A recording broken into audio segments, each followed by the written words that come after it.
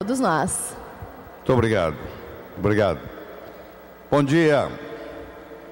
Primeiro pedimos a proteção da dona da casa, Nossa Senhora Aparecida, para que eu apenas seja um instrumento para termos um diálogo como um todo.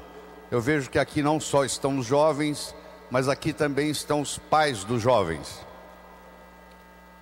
Há muitos e muitos anos atrás, e ao mesmo tempo agora, num lugar muito longínquo, e ao mesmo tempo aqui, um grupo de homens e mulheres cavalgavam em seus cavalos, subindo uma montanha íngreme, numa noite escura. E do céu surge uma voz: desmontem de suas montarias, desçam, pegam pedras, enchem suas sacolas, remontem e continuem viagem. E amanhã de manhã vocês estarão alegres e tristes ao mesmo tempo. Alguns desmontaram, outros não. Alguns pegaram muitas pedras, outros poucas. Colocaram nas sacolas, remontaram e continuaram viagem. Quando o dia amanheceu, tal qual a voz tinha dito, eles estavam alegres e tristes ao mesmo tempo. Alegres porque com a luz do dia, quando olharam nas sacolas, não eram pedras, eram diamantes. E tristes porque eu não peguei mais. Eu espero que quando nós terminarmos essa apresentação, você fique alegre e triste. Alegre por estar levando alguns diamantes para casa, que eu apenas sou o veículo disso. E triste porque que não pegou mais. Nós vamos fazer desses 55 minutos o melhor que nós podemos fazer nesse tempo. Nunca deixe aquilo que você não pode fazer atrapalhar aquilo que você pode fazer. Vou falar de novo para quem não escutou. Nunca deixe aquilo que você não pode fazer atrapalhar aquilo que você pode fazer. O padre Darcy teve a gentileza de me mostrar o santuário, não só me mostrando o santuário, com toda a sabedoria dele, me educando, e ele disse para mim o seguinte: a principal razão da vinda aqui é a renovação da esperança.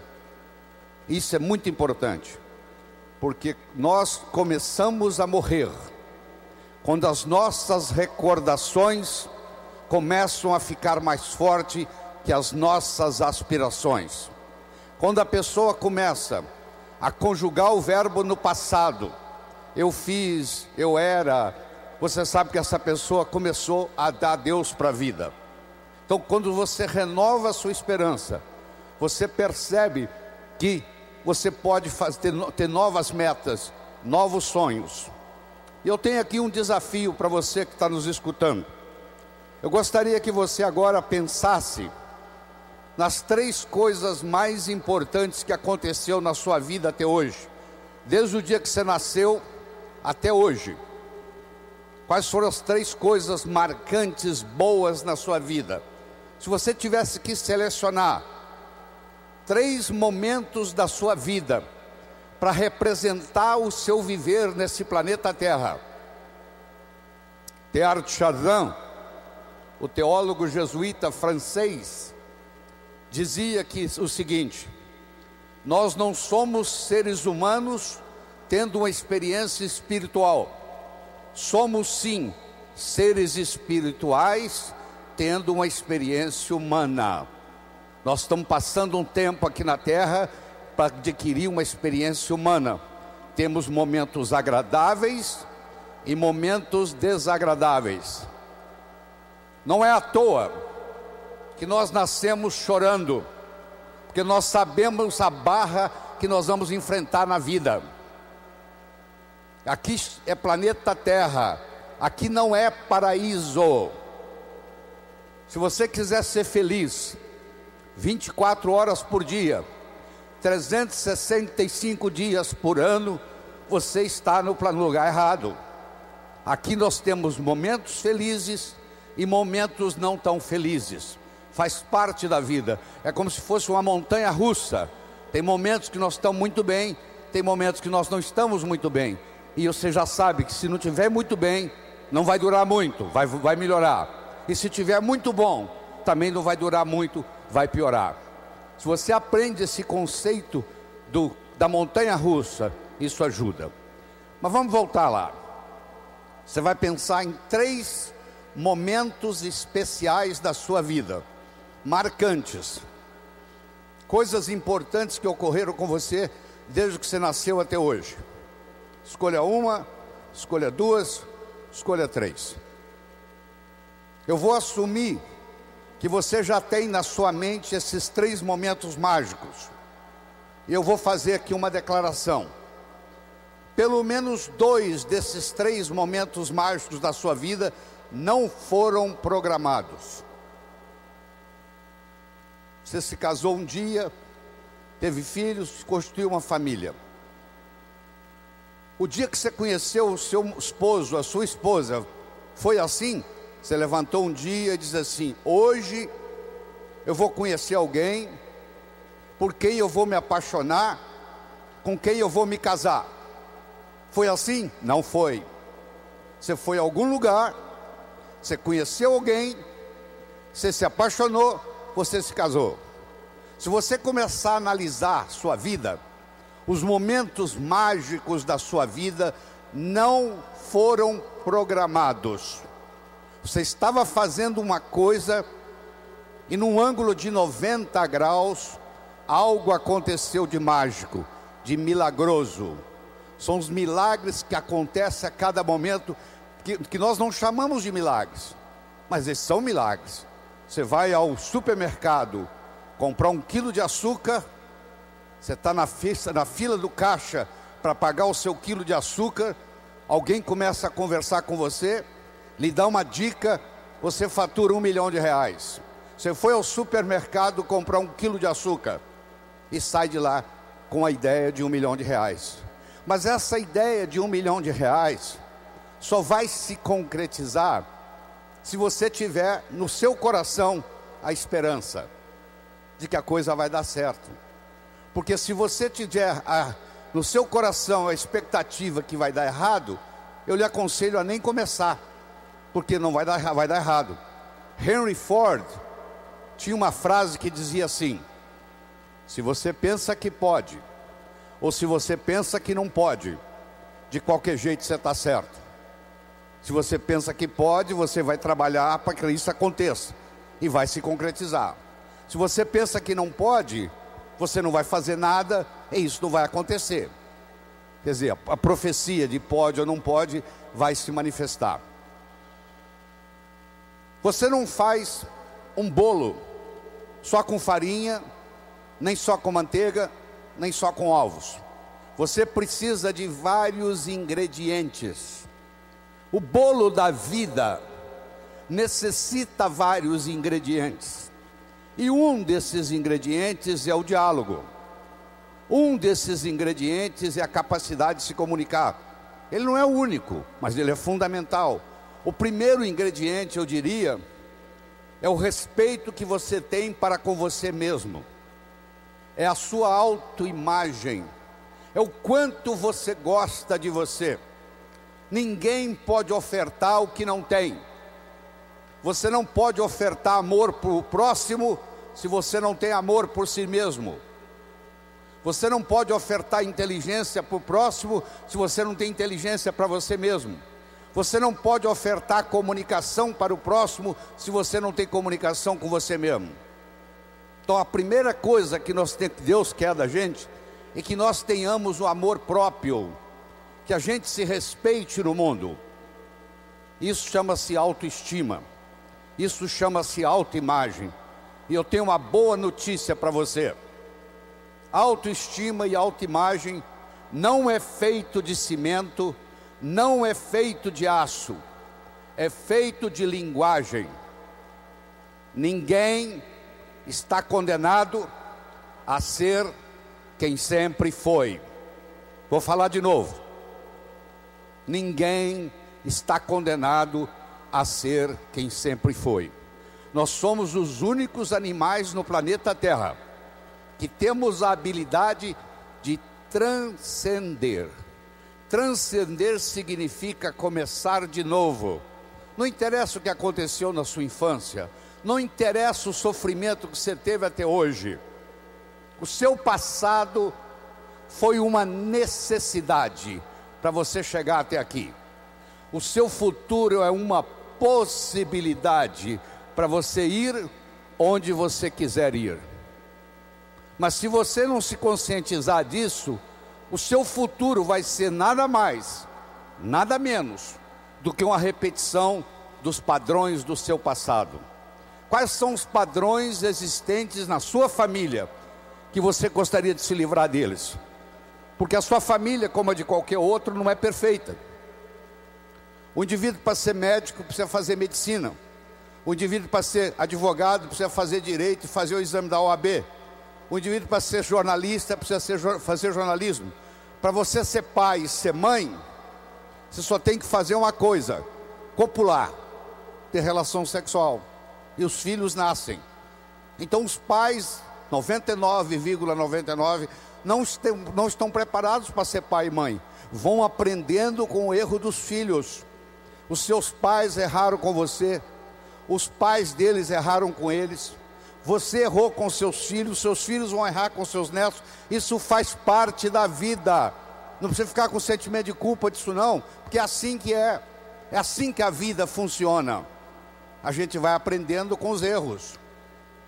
No segundo filho você já erra menos, no terceiro você erra menos, se você parar e pensar aquilo que está fazendo de errado. O segundo ingrediente do bolo da vida é a comunicação. Na era da agricultura, mandava no mundo quem tinha terra. Eram os coronéis e era vitalício, valia para a vida inteira. Na era industrial, passou a mandar no mundo quem tinha capital, quem tinha dinheiro. Meus amigos, a moeda mudou e muita gente não se deu conta disso ainda. A moeda hoje chama-se conhecimento. Você é rico ou você é pobre em conhecimento. Mas conhecimento só tem validade quando aplicado, quando passado de um cérebro para outro. E a passagem do conhecimento de um cérebro para outro se faz através do diálogo, se faz através da comunicação. Portanto, jovens que estão aqui nos assistindo, comunicação se tornou essencial, tanto no sucesso pessoal quanto no sucesso profissional. E faz parte da natureza do espírito humano evoluir. Você nunca vai encontrar uma pessoa que vai dizer assim, ó, eu vim aqui pedir uma graça para piorar um pouco a minha vida, porque está boa demais. Eu acho que Nossa Senhora Aparecida nunca escutou essa solicitação de alguém que venha visitar o santuário, dizendo que a vida está boa demais e que queria que piorasse um pouco. Faz parte do espírito humano crescer, evoluir. Galgou uma montanha, que procura uma montanha mais alta. E vocês jovens vão ver isso na vida. Você vai atingir as suas metas. Você quer passar no vestibular, passou no vestibular, quer se formar, quer arrumar um emprego, quer ser promovido, quer montar sua própria empresa, e você vai galgando as coisas na vida. Isso faz parte. À medida que você sobe no escalão da vida, talvez o ingrediente mais importante seja o diálogo, seja a capacidade de se comunicar, seja a capacidade de se expressar, seja a capacidade de entender o outro. Então, se você me permite, eu vou apresentar para você um modelo de diálogo que eu desenvolvi. Você vai ver que eu desenvolvi, porque você nunca viu isso na literatura. Eu criei um modelo para isso. Deixa primeiro eu conversar com você sobre modelo. Se eu desse de presente para você agora uma pérola, você provavelmente ia colocá-la no bolso. Se eu me encontrar com você semana que vem e lhe der uma segunda pérola, de novo, você vai colocá-la no bolso. Se eu der para você daqui 15 dias uma terceira e última pérola, você vai colocá-la no bolso. Se eu me encontrar com você daqui 6 meses e perguntar: onde estão as pérolas que eu lhe dei? Você vai responder mais ou menos assim: a primeira eu coloquei no criado mudo, a pessoa que arruma lá em casa não percebeu, jogou no lixo. A segunda eu esqueci no bolso da calça, a calça foi para a lavanderia e a pérola não voltou. E a terceira eu guardei tão bem guardado que eu acabei escondendo de mim mesmo. Você já escondeu alguma coisa de você mesmo? Você guardou tão bem guardado que você não sabe onde está? Isso acontece com a gente. Se ao invés de eu lhe dar as pérolas, eu lhe desse um fio de nylon e orientasse você para colocar as pérolas no fio de nylon, e fizesse um colar e colocasse o colar no pescoço, e eu me encontrasse com você daqui 6 meses e perguntasse: onde é que estão as pérolas que eu lhe dei? Você ia responder: estão aqui, eu fiz delas um colar. Meus amigos, as pérolas são ideias. O cemitério está cheio de gente que teve boas ideias, ou não concretizaram-se, ou pior, estragaram a vida da pessoa. Você não sabe que uma boa ideia pode estragar uma família, uma boa ideia pode estragar uma empresa. Porque mais importante do que a ideia é o modelo para segurar a ideia. Se você conhecer um indivíduo que tem um bom modelo empresarial, se ele mora em Aparecida do Norte, se ele mora em São Paulo, se ele mora em Tóquio, se ele mora em Nova York, se ele mora em Sydney, na Austrália, ele vai se dar bem, empresarialmente falando, porque ele tem um modelo. Então vamos montar um modelo de diálogo. A comunicação tem 3 níveis. O primeiro nível eu chamo de boca-ouvido. O segundo nível eu chamo de cérebro-cérebro. O terceiro nível eu chamo de coração-coração. Vamos começar com o primeiro nível. Boca-ouvido. Deixe-me primeiro fazer uma distinção para você. Ouvir e escutar não são sinônimos. Você ouve com o ouvido, você escuta com o cérebro. Você já foi alguma vez num restaurante e pediu ao garçom para lhe trazer uma água com gás, e ele lhe trouxe uma água sem gás? Ou você fez uma solicitação e ele lhe trouxe outra? Aquele garçom, naquele momento que ele recebeu o seu pedido, ele estava operando no nível 1. No nível 1 ninguém é promovido. No nível 1 você não conquista as pessoas. No nível 1 você não vai para frente na vida. Não interessa a nota que você tirou na escola, isso não faz diferença, porque a escola lhe passa informação. A vida lhe exige competência de ação. Imagine você indo a Guarulhos, e lá tem uma aeronave se preparando para decolar São Paulo, Nova York, e você entra na aeronave para fazer esse voo, e da cabine do piloto, o piloto fala assim: senhores e senhoras, eu não sou piloto, mas eu tenho muitas opiniões e já li muitos livros de como pilotar um avião. Você ficaria na aeronave? Não. Você não quer saber quantos livros o piloto leu. Você quer saber se ele tem competência de tirar a aeronave do chão, voar com ela e aterrissar são e salvo em Nova York. A vida exige da gente competência de ação. O que cai na prova não cai na vida. Se você observar na sua cidade, você vai encontrar indivíduos que eram CDFs, que eram estudantes brilhantes, e hoje são pessoas que estão perdidas na vida. E você vai encontrar também pessoas que eram estudantes medíocres, e hoje são excelentes empresários, estão contribuindo para o bem-estar da comunidade. Por que isso? Porque esses segundos eles sabem dialogar com o mundo, eles sabem dialogar com a sociedade, eles aprenderam, talvez até intuitivamente, o poder da comunicação. Então, se você me permite, eu vou começar a trabalhar nesse modelo do nível 1, boca, ouvido, nível 2, cérebro, cérebro, nível 3, coração, coração. Deixa eu primeiro fazer uma afirmação. Nós só chegamos ao coração das pessoas passando pelo cérebro. Não tem outro caminho. É fácil você gostar de quem você gosta. Eu quero ver você gostar de quem você não gosta. Você faz uma decisão assim: a partir de hoje eu vou gostar de quem eu não gosto.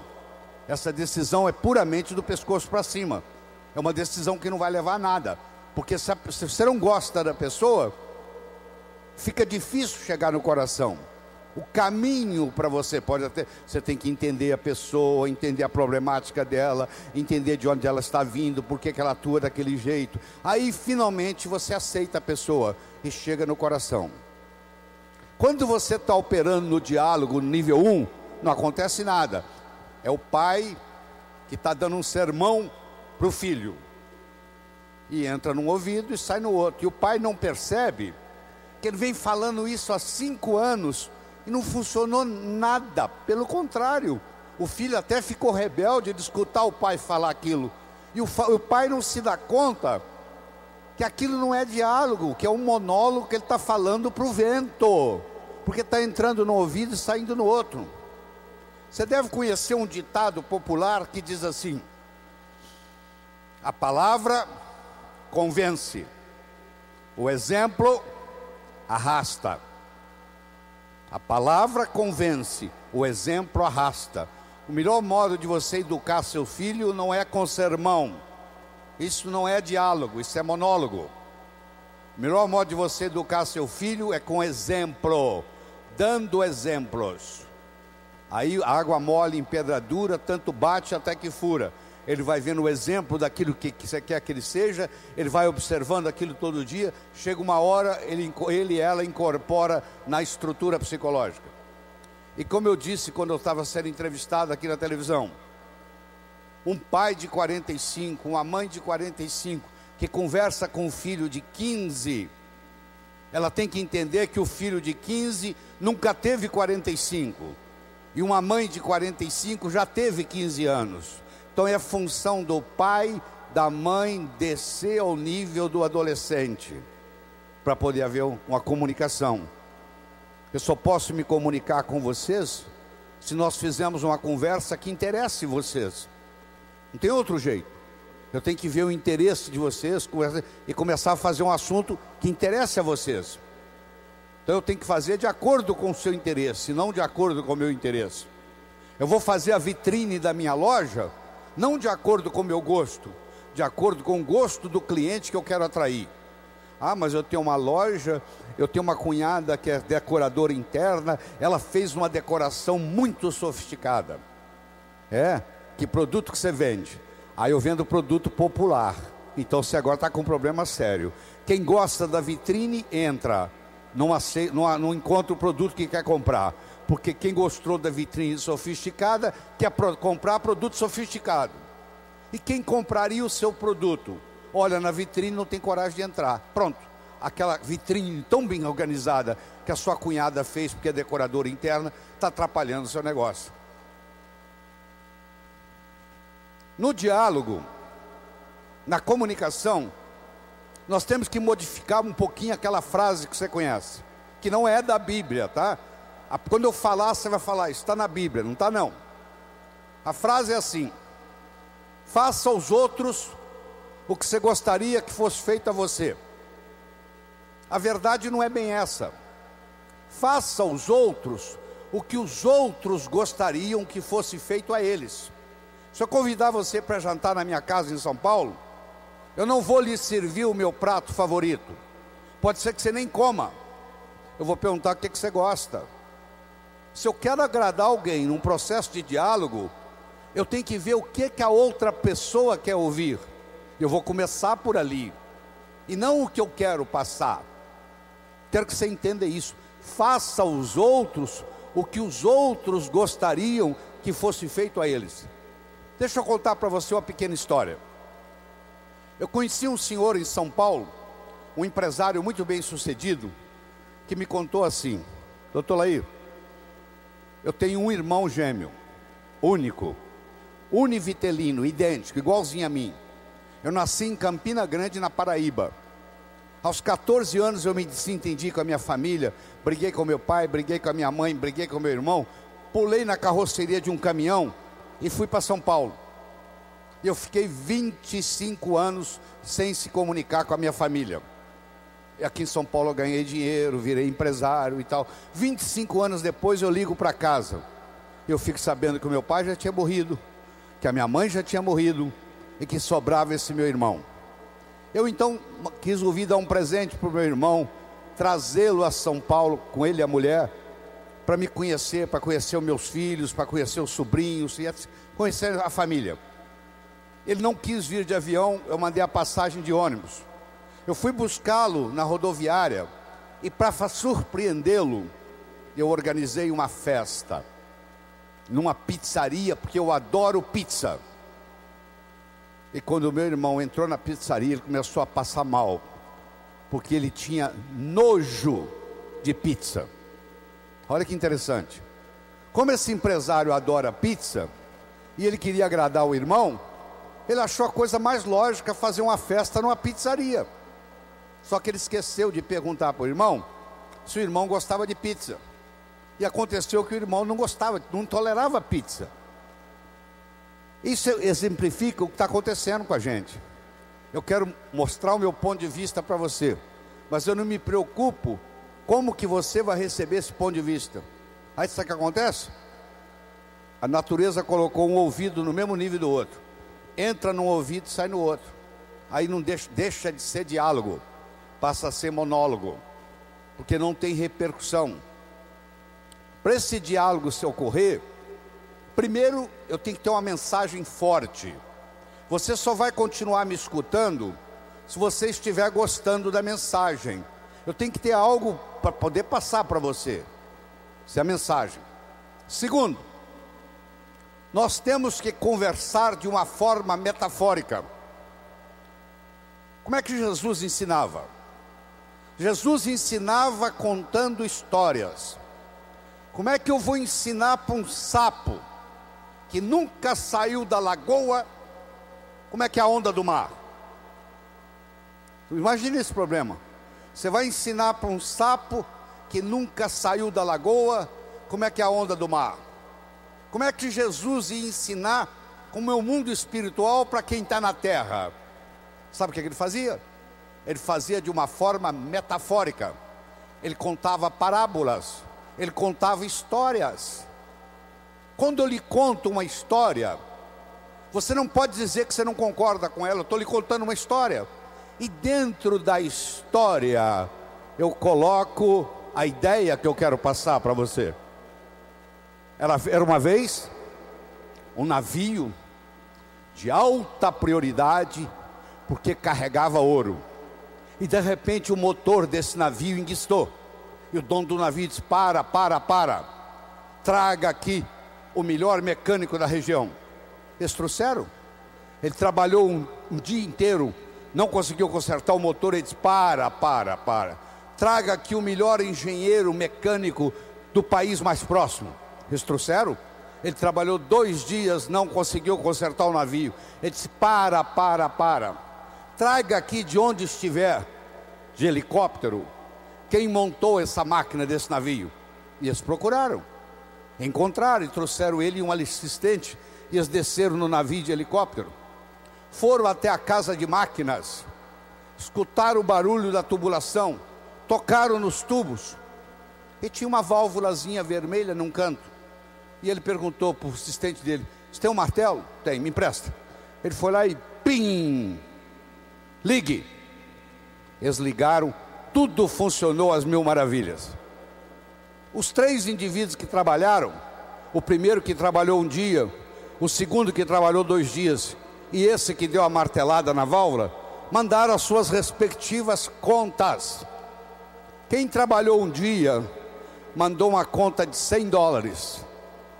Quem trabalhou 2 dias, mandou uma conta de $400, $200 por dia, porque ele havia trabalhado 2 dias e ele era mais sofisticado do que o outro. E quem deu a martelada, mandou uma conta de $10.000. O dono do navio falou: eu vou pagar, porque ele consertou o meu navio, mas eu só pago com uma condição: que ele mostre como é que ele chegou à conclusão de me cobrar $10.000. E ele mandou um bilhete para o dono do navio: para dar a martelada, $1. Para saber onde bater com o martelo, 9.999. Olha que interessante. Você imagine que nós estamos almoçando e eu conto essa história para você. Aí nós estamos num diálogo, almoçando. Aí você vai para o seu escritório comigo e você está pensando em me contratar para ser seu consultor na sua empresa. E você pergunta assim: doutor Laí, qual é a sua remuneração? E eu falo um preço elevado. Ao invés dele você falar é caro, você vai pensar assim: esse cara sabe onde bater com o martelo. Eu preparei o seu cérebro para escutar o meu diálogo com você. Através de quê? Através de uma história, através de uma metáfora. A pessoa que sabe dialogar, ela conversa metaforicamente. O político que ganha a eleição é um contador de histórias. O padre que faz o sermão que agrada a todos é um contador de história.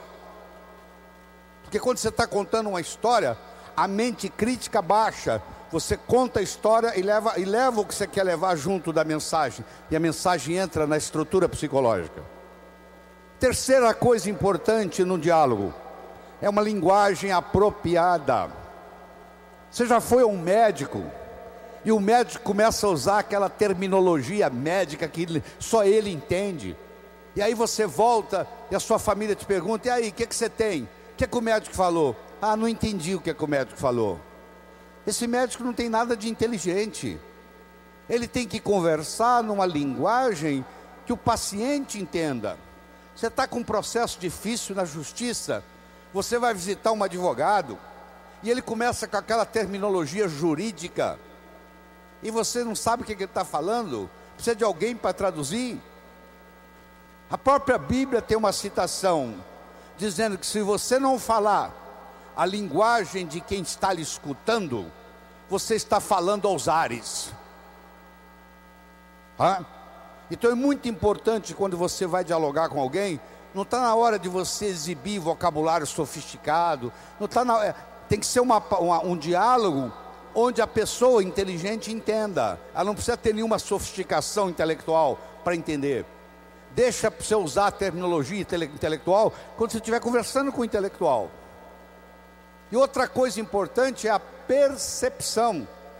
Uma coisa é o que você está passando, a outra coisa é que o outro está captando. Ah, você é um vendedor? Sou. Você é um bom vendedor? Ótimo vendedor. E aí, você tem vendido bem? Não, tem vendido muito mal. Então você não é um bom vendedor. O aluno que diz que é bom aluno, ele tem que me mostrar um boletim bom. Eu não conheço bom aluno com boletim ruim.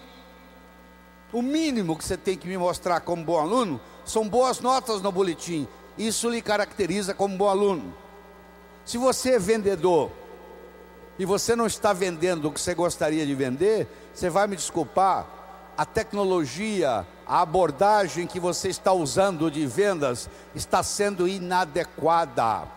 Talvez a sua linguagem não está sendo apropriada, talvez a sua mensagem não está sendo forte o bastante, talvez você não esteja fazendo uso dos recursos da metáfora, das histórias. Semana passada teve um cliente aqui e eu falei para ele o seguinte: aí você pode falar o que você quiser, que você está falando, você está contando para esse cliente que está na sua frente o que você fez com o cliente da semana passada, o que você falou para ele, mas na realidade você está falando para esse escutar, mas você usou o artifício metafórico de que você está falando para o outro. E quando você trabalha esse fenômeno do diálogo desse jeito, quando você termina, a pessoa se sente convidada a participar das suas ideias. Ela se sente, o filho, quando um pai sabe ter um diálogo com ele, quando termina o diálogo, o filho se sente convidado a experimentar o que o pai está falando para ver se dá certo. É um convite que ele recebe. Na vida, nós somos julgados por 4 coisas. 4 coisas. Nós somos julgados por aquilo que fazemos. Você pode marcar no seu relógio. Você encontra um estranho na festa. Nos próximos 5 minutos, ele vai perguntar para você assim: o que é que você faz na vida? A que é que você se dedica? Eu posso ter 2 pedreiros, um trabalhando ao lado do outro. Eu chego perto do primeiro pedreiro e pergunto: o que é que você faz na vida? Ele fala: eu sou pedreiro. Eu coloco um tijolo em cima do outro. Eu chego perto do segundo pedreiro que está ao lado dele e pergunto: o que é que você faz na vida? Eu sou pedreiro. Eu estou construindo o Maracanã, o maior estádio de futebol do mundo, que vai ficar aqui para a posteridade. Quero que você saiba que os 2 fazem a mesma coisa. Só que esse segundo pedreiro, ele não vai ser pedreiro muito tempo, não. Logo, logo ele vai ser construtor, porque ele não está colocando um tijolo em cima do outro. Ele está construindo Maracanã. Então escute com carinho. Quando alguém lhe pergunta: o que é que você faz na vida? Você tem que responder de um modo que agregue valor à sua contribuição para o mundo. Você lembra?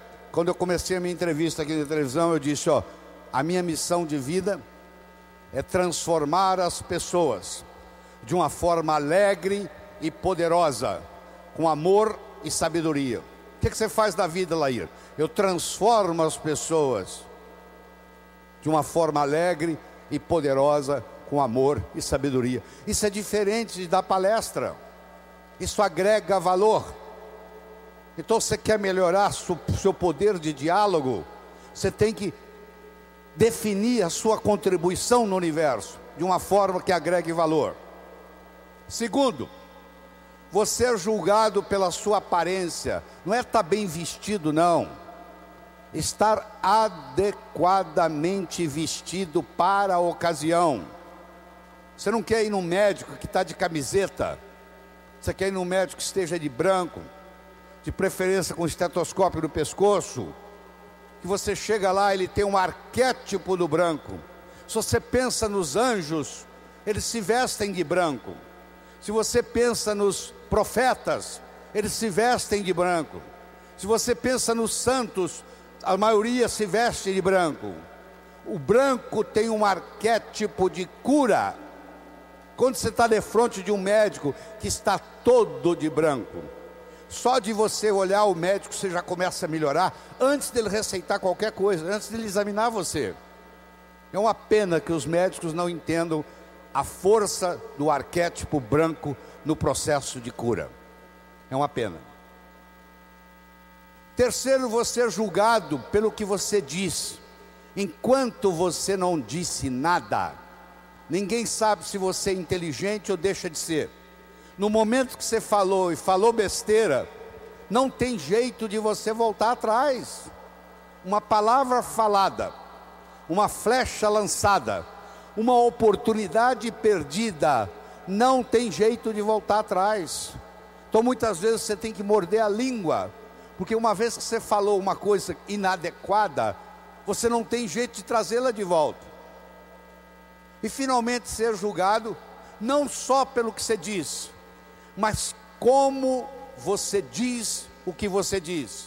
Eu poderia trazer alguém aqui que falasse exatamente o que eu estou falando. A apresentação poderia ser muito melhor ou muito pior. Porque não é só o que eu estou falando que conta, é como eu estou falando o que eu estou falando. Eu não sei se você conhece uma frase que diz assim: o cantor é mais importante do que a canção. Se você tem um cantor favorito e ele canta uma música que toca o seu coração, aquela mesma música, aquela mesma canção, cantada por um cantor que você não gosta, vai ter um impacto diferente. Então nós somos julgados pelo que fazemos, somos julgados pela nossa aparência, somos julgados pelo que dizemos e somos julgados como dizemos o que dizemos. E nessa parte do diálogo de como dizemos o que dizemos, vem o modelo que eu estou discutindo com você, que tem um nível 1, que não acontece nada, que você está perdendo tempo, que é o boca-ouvido, é o que você pede o garçom uma água com gás, ele traz uma água sem gás, porque entrou num ouvido e saiu no outro. Quando ele chega lá na cozinha, ele já não sabe o que ele vai trazer. E muitas pessoas trabalham nesse nível e não vão para frente na vida, porque comunicação é essencial. Hoje, se você tirar a comunicação do mundo, você destrói o mundo, porque a informação só tem validade quando ela passa de um cérebro para outro, e ela, para passar de um cérebro para outro, tem que ter algum tipo de diálogo, senão não tem jeito. Eu disse para você que o bolo da vida tem vários ingredientes. Nós começamos falando da autoestima, estamos falando da comunicação, do diálogo. Deixa eu tocar um pouquinho nos outros. Outra coisa importante para você jovem que está nos assistindo, e é jovem de qualquer idade, tá? Juventude é uma coisa que você decide. Eu tenho 65 anos de idade, tá? Mas tenho a energia de jovem. O que eu vou fazer na vida está para frente ainda. Já fiz muita coisa, mas o que eu vou fazer muito mais ainda está pela frente. Quando eu mantenho esse foco no que eu vou fazer, o meu organismo não envelhece, ele mantém a energia da juventude. Então, estabelecer metas. Todos vocês conhecem o conceito de uma ampulheta, não conhece? Você já pegou uma ampulheta na mão? Aquele reloginho de areia? Vamos imaginar uma ampulheta. A ampulheta tem a areia que ainda não caiu, a areia que está caindo e a areia que já caiu. A areia que ainda não caiu é o futuro. A areia que está caindo é o presente. E a areia que já caiu é o passado. Deixa eu focar um pouquinho no presente. Sabe por que o presente chama presente? Você já parou para pensar por que o presente chama presente? Porque é um presente de Deus, eterno. Não interessa onde você estiver, é aqui. Não interessa que hora for, é agora. Você já viu que a sua vida é um eterno aqui e agora? Aqui e agora. Aqui. Não interessa onde você estiver, é aqui. Não interessa que hora for, é agora. A vida é um eterno aqui e agora. Aqui e agora. Aqui e agora. Aqui e agora. Esse aqui e agora é o nosso presente. É nesse momento que você vive a vida. Se você não consegue ficar no aqui e agora, é como um gato que passa por um telhado de zinco quente, só sente o calorzinho da vida. E tem gente que está assim, está dominado pela tecnologia. É o relógio, é o celular tocando. A pessoa não vive mais o momento, e depois reclama que está ficando doente, que está esgotado, que não dorme direito. Ele não consegue viver mais o momento, ele não consegue viver mais o aqui e agora. Mas vamos voltar na nossa ampulheta. A areia que ainda não caiu é o futuro, a areia que está caindo é o presente, a areia que já caiu é o passado. Você aprendeu, e é verdade que você aprendeu, que o passado cria o presente cria o futuro. Isso é verdade, verdadeiro. Mas Einstein provou a não linearidade do tempo. O tempo não é linear. Então eu vou provar para você agora, nessa conversa aqui, que o futuro cria o presente também, e o presente recria o passado. Então vamos lá. Se você comprar na segunda-feira uma viagem de volta ao mundo para daqui um mês, eu lhe garanto que a segunda-feira já começa a ficar mais interessante. Faltam 30 dias, 29, 28, 27, 26, 25 para a viagem. Você já escutou um ditado que diz assim: Muitas vezes, a antecipação da festa é melhor do que a festa propriamente dita. Lembra aquela ceia de Natal que você preparou na sua casa com todo carinho, que você levou meses preparando, e na hora da ceia, os dois cunhados começaram a discutir e estragou a noite? A antecipação daquela ceia foi muito melhor do que a ceia. Às vezes a antecipação é mais interessante do que o fenômeno em si, não é verdade? Então, o que acontece? Se eu tenho metas para o futuro, jovens, por favor, me escutem. Se você tem metas para o futuro, o seu presente fica mais interessante, porque você vai viajar daqui 30 dias, daqui 29, daqui 28. Se você não tem perspectiva de futuro, aí a droga te domina. Todo drogado que eu conheci, que eu tratei, que eu cuidei como médico, todo drogado perdeu a perspectiva do futuro. Ele não tem a noção do amanhã. Ele acha que só existe hoje. Quem só acha que existe hoje, não vai se preocupar o que a cocaína, a maconha, a heroína vai fazer no corpo, porque perdeu perspectiva de futuro. Então eu espero que você entenda que o futuro cria o presente. Eu vou provar para você agora que o presente recria o passado. Eu dou um curso de treinamento final de semana num hotel fazenda. Vem gente do Brasil todo. Chegou uma senhora e disse assim: doutor Laí, eu estou aqui porque eu estou num processo de divórcio e fiquei sabendo que o seu curso fortalece o emocional, eu vim aqui fazê-lo. Deixa eu lhe me contar a minha história. Eu sou casada há mais de 25 anos, eu e meu marido decidimos por opção não ter filhos. Ele trabalha numa multinacional, eu trabalho noutra. Ele sai de segunda a sexta para viajar pela multinacional, e eu saio de segunda a sexta para viajar pela minha multinacional. Sexta-feira à noite nós nos reuníamos, íamos para um sítio que nós temos em Valinhos, perto de São Paulo, e nós passávamos sexta à noite, sábado, domingo, voltávamos segunda de manhã. A minha tia que me criou, que morava na Europa, veio nos visitar no Brasil. Eu levei-a para passar o final de semana no sítio. Ela teve uma parada cardíaca e morreu no sítio. E eu nunca mais tive coragem de ir lá. O meu marido não abre mão, ele viaja durante a semana e sexta-feira ele vai para o sítio. Eu não vejo ele durante a semana, não vejo ele no final de semana. Nós somos distanciando, estamos num processo de divórcio. Eu perguntei para ela assim: mas por que a senhora não vai no sítio? Falou: porque a minha tia morreu lá. Eu falei: mas justamente por isso. A sua tia saiu lá da Europa para te dar esse presente, para morrer no sítio, para mostrar para você o quanto que ela gostava de você. Isso tem uma simbologia. Dá para você captar essa simbologia, que ela fez questão de vir morrer do seu lado. E eu comecei a falar isso com a mulher, e eu fui falando, ela foi escutando, ela não conseguia parar de olhar no relógio. E o que ela queria? Ir para o sítio.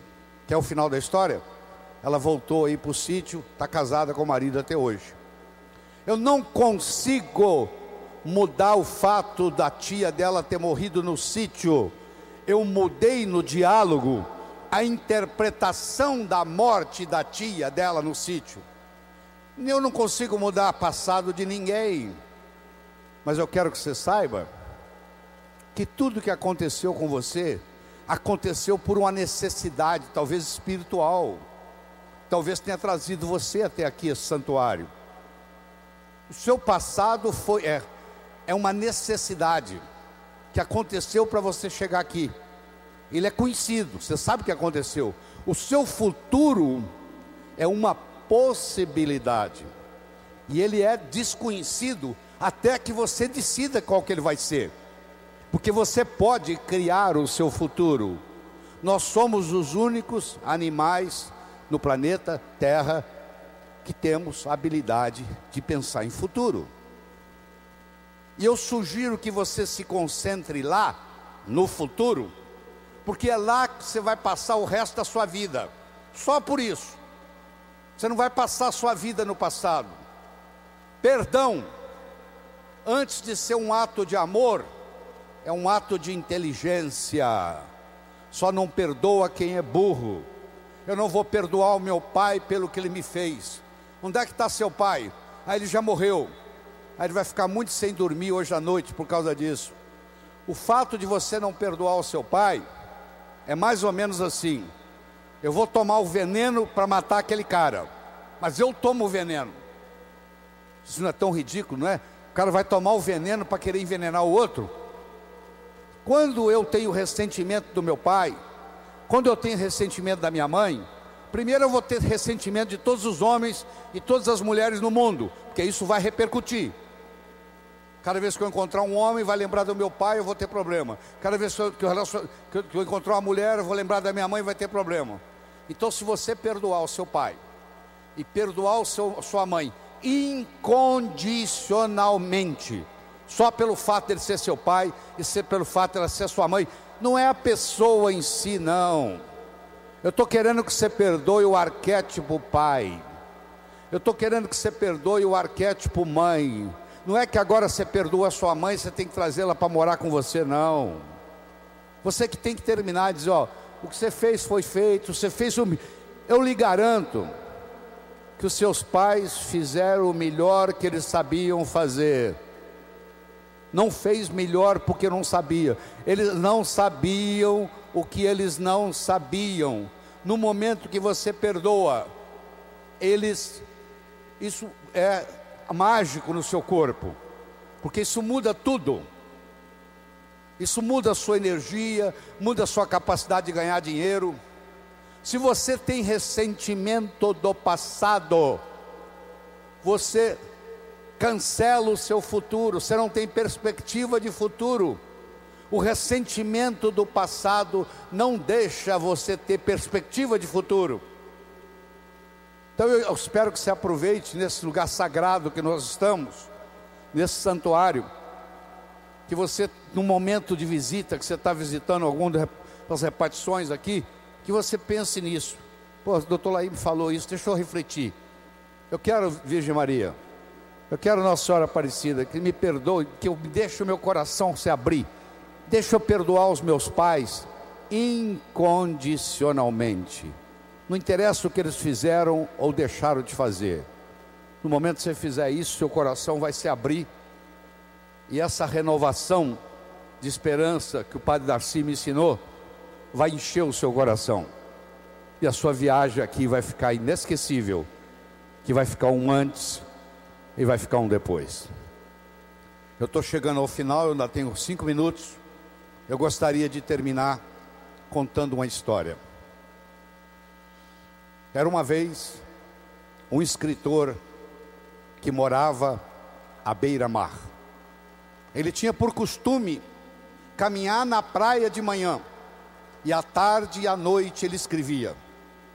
Uma manhã ele estava caminhando na praia e de longe ele avistou um jovem que dançava na areia.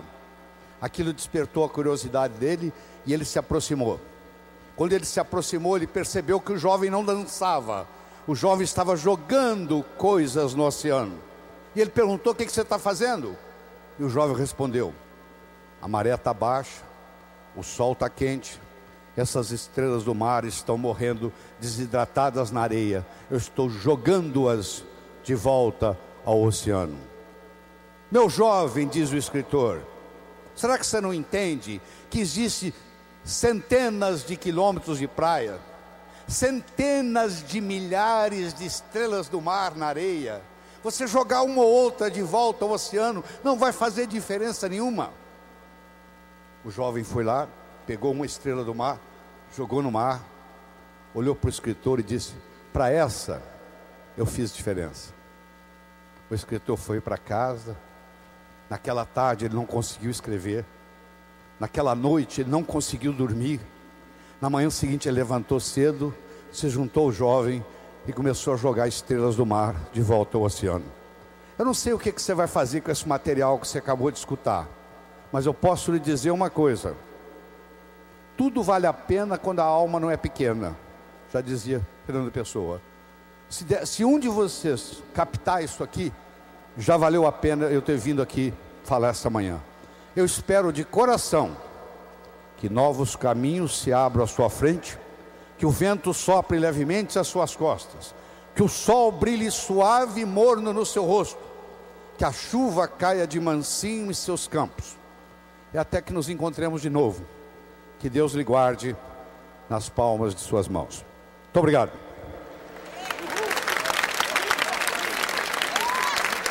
Professor Laí, Bianca, tudo vale a pena quando a alma não é pequena. E eu vou guardar, porque vou aproveitar de muito daquilo que o senhor falou aqui. Perdão é também um ato de inteligência. Que bonito. Uma salva de palmas para o professor Laí. Obrigado, porque o Senhor nos ajuda e nos ajudou a evangelizar, a motivar a juventude, que é a esperança de um futuro, de hoje e de amanhã, não é? Obrigado também. E o Senhor falou pelo Brasil inteiro e para o Brasil inteiro pela TV Aparecida. Deus o abençoe no seu ministério. O Senhor, em certo sentido, é também um sacerdote, porque leva uma boa nova, uma boa notícia, a palavra da verdade, a empresários, a estudantes, a profissionais liberais. Leve com o Senhor a mensagem do Santuário de Aparecida. Aqui Deus mora, aqui é a casa da mãe, aqui Deus nos fala de uma forma muito forte, aqui Deus planta esperança no nosso coração. Deus o abençoe e obrigado.